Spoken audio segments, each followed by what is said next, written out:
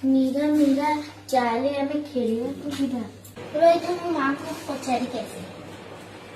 ମା କଣ ହେଲା? ମୀରା ସାଙ୍ଗରେ ଖେଳିବାକୁ ଯାଉଛି। କଣ କହିଲୁ? ଖେଳିବାକୁ? ତୁ ଘରର କାମ ସବୁ ପଡିଛି, କିଏ କରିବ? ତୋ ମା ବସିଛି, ତୋ ମା ଉପରକୁ ଗଲାଣି।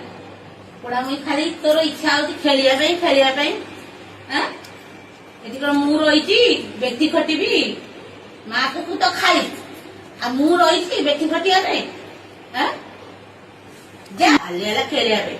ଏଠି କାମ କରିବ, ମୋ ଘରେ ଦୁନିଆ ବାସନ କୁସନ ସବୁ ପଡିଛି, ତାକୁ କିଏ କରିବ? ବାସନ ଗୁଡା ସବୁ ବାସନ ଗୁଡା ସବୁ ଧୁଆ।